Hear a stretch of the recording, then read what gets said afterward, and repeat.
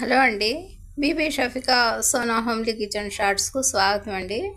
చూస్తున్నారు కదండి, ఇప్పుడు మీకు నేను ఒక హోమ్ రెమెడీ చూపించాలనుకుంటున్నానండి. చూడండి, ఇది కల్లుప్పు అండి. మనకి అందరికీ తెలిసిందే. దీంతో మనం ఎన్నో విధాలుగా ఉపయోగాలు పొందుతున్నామండి. ఇప్పుడు ఒక హౌస్ రెమెడీ మీకు చూపించాలి అని చెప్పేసి ఈ ఉప్పుతో తయారు చేస్తున్నానండి. చూడండి, పొయ్యి మీద పాత్ర పెట్టానండి, స్టవ్ వెలిగించానండి. ఈ కల్లుప్పుని ఇందులో యాడ్ చేస్తున్నానండి. అందరికీ తెలిసిందే, చాలామంది అశ్రద్ధ చేస్తారండి. కొంతమందికి పెద్దగా నమ్మకం ఉండదండి, కానీ చాలా ఉపయోగం అండి దీంతో మనకి. చూస్తున్నారు కదా,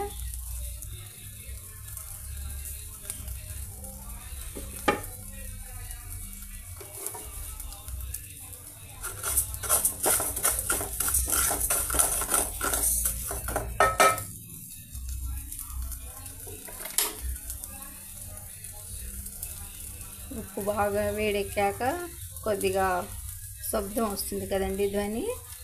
అప్పుడు మనం స్టవ్ కట్టేద్దామండి.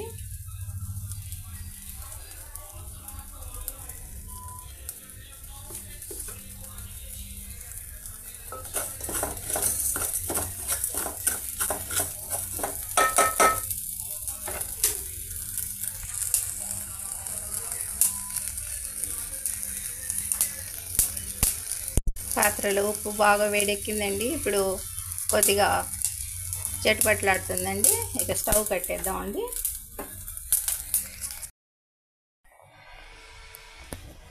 ఇలాగా ఒక క్లాత్ పరిచానండి. దాని మీద ఇప్పుడు మనం వేడి చేస్తున్న ఉప్పుని యాడ్ చేస్తున్నానండి.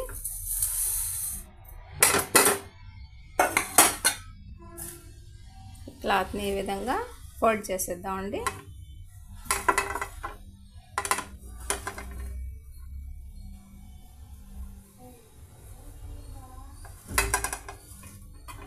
ఇలాగా ఫోల్డ్ చేసేసామండి.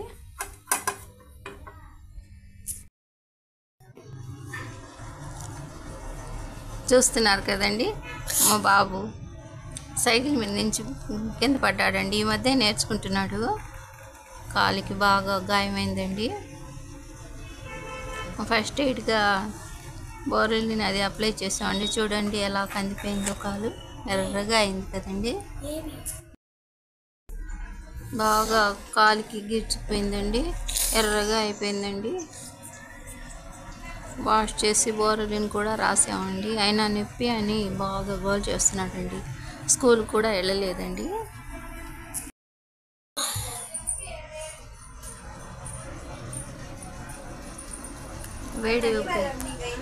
వేడి ఉప్పు కాపడం వల్ల నొప్పి చాలా వరకు తగ్గిపోతుందండి. ఇది ఫస్ట్ ఎయిడ్ మాత్రమేనండి. చూస్తున్నారు కదా,